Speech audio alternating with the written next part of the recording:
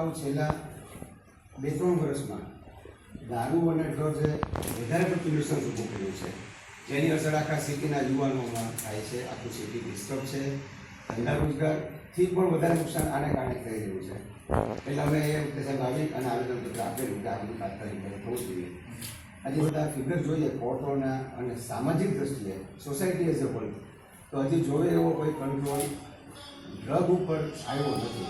દારૂનું ભાઈ આપણે સાહેબ સમજીએ તો એ વર્ષોથી ચાલુ આવતું દૂષણ છે, એક દિવસમાં બંધ ન થઈ જઈ શકાય. પ્રેક્ટિકલી અમે સમજીએ છીએ અને આપણી પણ મુશ્કેલીઓ કાયદાની છે એડમિનિસ્ટ્રેશનની. પણ ડ્રગ છે ને સાહેબ બહુ જ ડેન્જર છે. અને એ છોકરાઓ વાયોલન્સીમાં સીધા સ્ટેબિંગ કરે છે, રાત્રે કોઈને માનતા નથી, જેમ ભાવે વાહનો લઈને નીકળે છે. તો ડ્રગમાં રૂટ સુધી જવામાં આ સાહેબ આ સર્ટી હોસ્પિટલ લોકો એસથી બેઠા બેઠા બીડી અને ગાંજાના સેવનવાળા ઇનહેલેશન લેતા હોય છે. આપણે વિનંતી છે કે આ બાબતના સુપરવાઇઝરી પાવરો ફોર્સિબલ એક્સરસાઇઝ કરો. આ કડક હાથે કામ લેવાનું નહીં આવે તો સાહેબ આ ગામમાં અમે બધા ટેક્સ ભરી થાકી ગયા છે. ગરીબ માણસો જીએસટી ભરે 18%, દૂધ ઉપર 5% ટેક્સ ભરે છે. એ આ લોકો માટે ભરે છે. આવી સુખાકારી શું કામની કામની? આપણે ખાસ વિનંતી છે સાહેબ કે આપ કે તો આપના રેકર્ડ માટે મૂકતા જઈએ અથવા સાથે લેતા જઈએ.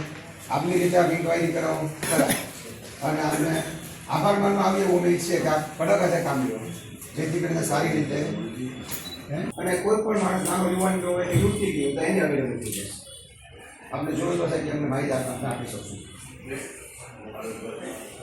શહેરમાં દારૂ અને સિન્થેટિક ડ્રગ, નાર્કોટિક ડ્રગનું પ્રમાણ અત્યંત વધી ગયેલું છે. છેલ્લા 2-3 વર્ષના યુવાનો એમાં ઢસડાઈ ગયા અને એ કારણે શહેરને બહુ નુકસાન ગયું છે. શહેરમાં ગુનાખોરીનો ગ્રાફ અત્યંત ઉપર આવી ગયો છે અને શરીરને લગતા ગુનાઓ ખૂબ જ એને કારણે થાય છે. યુવાધન બરબાદ થાય છે. આ હેતુથી ભાવનગરમાં દારૂ અને ડ્રગનું વેચાણ બંધ થાય, એની ઉપર અંકુશ આવે, એ માટે ભાવનગર શહેર કોંગ્રેસે અને જિલ્લા કોંગ્રેસના આગેવાનોએ સાથે રહી અને તારીખ 13 ઓગસ્ટ 2024ના રોજ માનનીય કલેક્ટર સાહેબશ્રીને એક આવેદનપત્ર આપેલ અને તે બાબતે તાત્કાલિક કાર્યવાહી કરવા માટે વિનંતી કરેલ. તેના ભાગરૂપે આજે 1 મહિનો થયો. આજે 13 સપ્ટેમ્બર 2024 છે. આજરોજ ભાવનગર કોંગ્રેસના તમામ આગેવાનો, શહેર સમિતિના આગેવાનો કલેક્ટર સાહેબ પાસે રૂબરૂ આવેલા અને કલેક્ટર સાહેબને અમે આજે પણ એક વિનંતી કરી છે કે 1 મહિનામાં પોલીસે થોડું ઘણું કામ કર્યું છે, થોડીક જગ્યાએ રેડ પણ કરી છે, એને અભિનંદન આપ્યા, પણ પોલીસ હજી જોવે એવા કડક હાથે કામ નથી કરતી. આ બધા દૂષણના મૂળ સુધી પોલીસ નથી પહોંચતી. એટલે કલેક્ટર સાહેબ છે એ એડમિનિસ્ટ્રેટિવ હેડ છે આખા ભાવનગર જિલ્લાના, એમને મેજિસ્ટ્રેરિયલ પાવર કડક રીતે વાપરવા માટે આજે વિનંતી કરી છે. અને ભાવનગર શહેરમાં જ્યાં જ્યાં અલગ અલગ સરકારી હોસ્પિટલોમાં છૂટથી વ્યસનોનું વેચાણ થાય છે, વ્યસનો અવેલેબલ છે, એ બાબતેના પૂરામાં ફોટોગ્રાફ્સ આપ્યા છે અને એમને વિનંતી કરી છે કે જે જાહેર ઇમારતો છે, જાહેર ઓફિસીસ છે, ગવર્મેન્ટ ઓફિસીસ છે, ત્યાં તો એટલીસ્ટ આ બધું બંધ કરવામાં આવે. ત્યાં હજારો માણસો રોજ જાય છે અને એના સ્વાસ્થ્ય ઉપર પણ આની નુકસાની થાય છે.